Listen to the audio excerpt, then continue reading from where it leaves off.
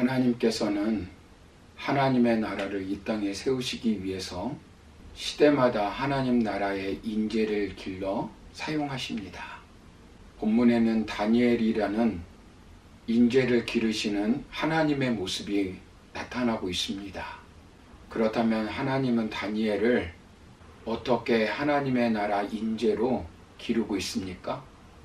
먼저 지난 시간에 살펴본 것은 하나님의 은혜로 다니엘을 선택하여 하나님의 나라의 인재로 기르신다고 말씀드렸습니다. 두 번째는 하나님은 은혜로 시각을 열어주어 하나님 나라의 세계를 보게 하십니다.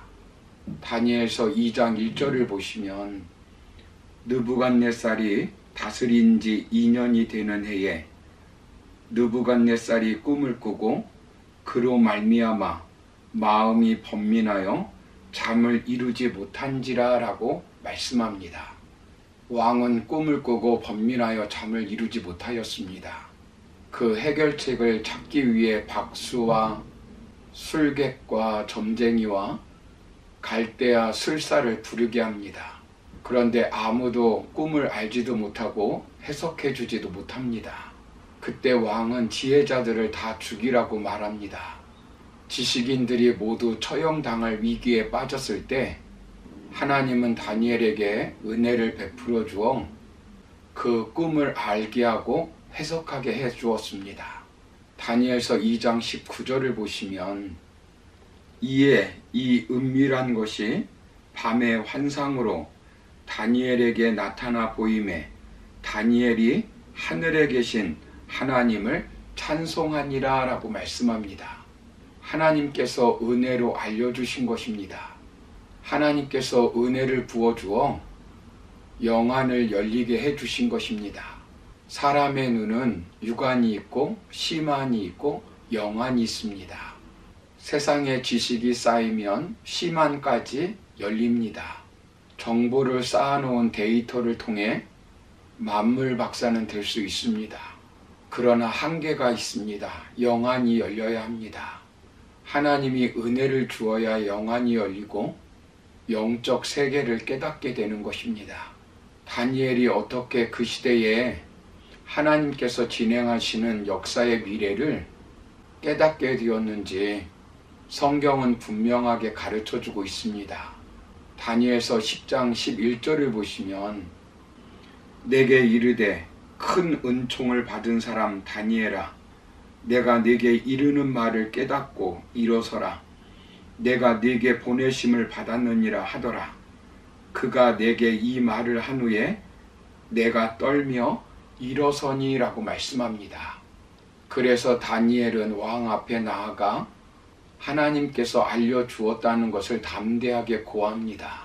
다니엘서 2장 28절을 보시면 오직 은밀한 것을 나타내실 이는 하늘에 계신 하나님이시라. 그가 느부갓네살 왕에게 후일에 될 일을 알게 하셨나이다. 왕의 꿈, 곧 왕이 침상에서 머릿속으로 받은 환상은 이러하니이다 라고 말씀합니다. 그리고 왕이 꿈에 본 신상에 대해서 말합니다.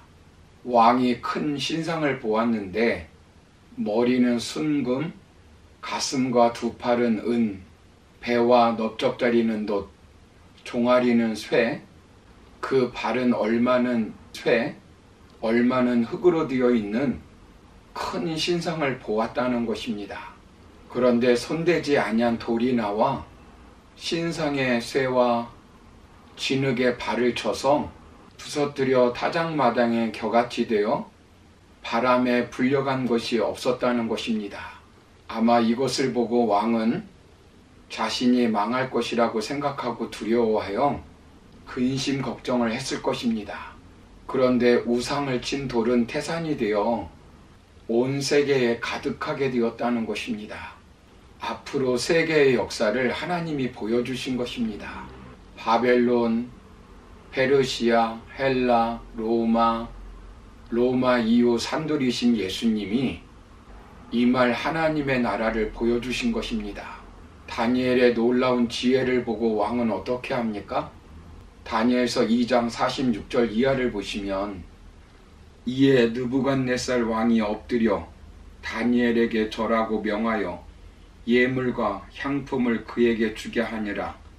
왕이 대답하여 다니엘에게 이르되 너희 하나님은 참으로 모든 신들의 신이시요 모든 왕의 주제시로다. 네가 능히 이 은밀한 것을 나타내었으니 네 하나님은 또 은밀한 것을 나타내시는 이시로다.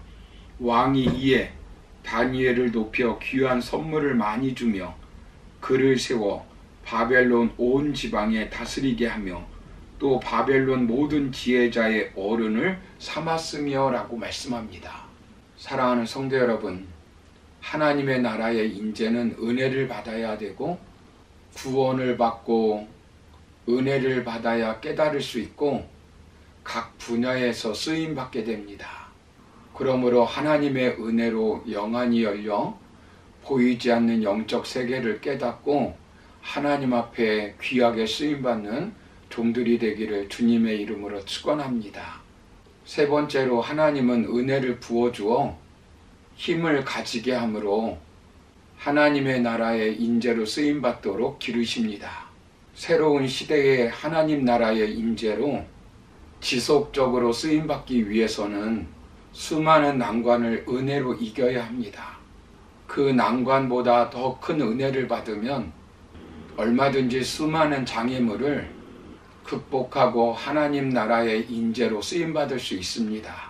다니엘의 첫 번째 시련은 오늘 나온 말씀처럼 음식 문제였습니다. 단순한 음식 문제가 아닙니다. 이방 우상에게 바친 음식을 먹지 않겠다는 신앙의 다짐입니다. 다니엘서 1장 8절을 보시면 다니엘은 뜻을 정하여 왕의 음식과 그가 마시는 포도주로 자기를 더럽히지 아니하리라 하고 자기를 더럽히지 아니하도록 환관장에게 구하니라고 말씀합니다. 그들은 자신을 더럽히지 않기 위해 왕의 음식과 포도주를 마시지 않았습니다. 그래서 하나님께서 은혜를 베풀어 환관장이 그들의 요구를 들어주었습니다. 열흘 동안 채소만 먹었습니다. 그런데 그들은 윤택했고 학문과 지혜가 뛰어났습니다. 그 이유가 무엇이겠습니까? 5장 1절을 보시면 벨사살 왕이 됩니다. 바벨론 마지막 왕입니다. 왕이 바뀌었는데도 다니엘은 어떻게 되었습니까? 세 번째 통치자로 삼았습니다. 그리고 6장 1절을 보시면 다리오가 왕이 됩니다. 왕이 바뀌어 다니엘을 제거할 음모를 꾸밉니다. 그러나 다니엘은 왕권이 바뀌고 나라가 바뀌어도 다니엘은 하나님 나라의 인재로 쓰임받습니다. 그 이유가 무엇입니까? 다니엘서 10장 19절을 보시면 이르되 큰 은총을 받은 사람이여 두려워하지 말라 평안하라 강건하라 강건하라 그가 이같이 내게 말하매 내가 곧 힘이 나서 이르되 내 주께서 나를 강건하게 하셨사오니 말씀하옵소서라고 말씀합니다. 하나님이 은혜를 주시니까 힘을 얻었다는 것입니다. 급변하는 세상의 변화에서 하나님이 은혜를 주시니까 그 힘으로 넉넉히 헤쳐나갈 수 있던 것입니다.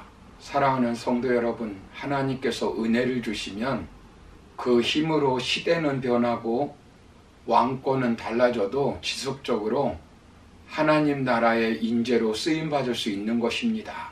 하나님이 역사를 주관하시기 때문에 역사의 무대에서 은혜를 받으려면 미래의 역사를 주관하시는 하나님께 기도해야 합니다. 다니엘은 어떻게 합니까? 다니엘서 2장 18절을 보시면 하늘에 계신 하나님이 이 은밀한 일에 대하여 불쌍히 여기사 다니엘과 친구들이 바벨론의 다른 지혜자들과 함께 죽임을 당하지 않게 하시기를 그들로 하여금 구하게 하니라 라고 말씀합니다. 다니엘은 깨달음의 은혜를 받기 위해서 기도하였습니다. 뿐만 아니라 9장 17절을 보시면 모든 것을 잃어버릴 위기에 처해도 기도합니다. 그러므로 우리는 기도하여 문제보다 더 큰 은혜를 받아 하나님 나라의 인재로 쓰임받는 저와 여러분의 삶이 되기를 주님의 이름으로 축원합니다. 감사합니다.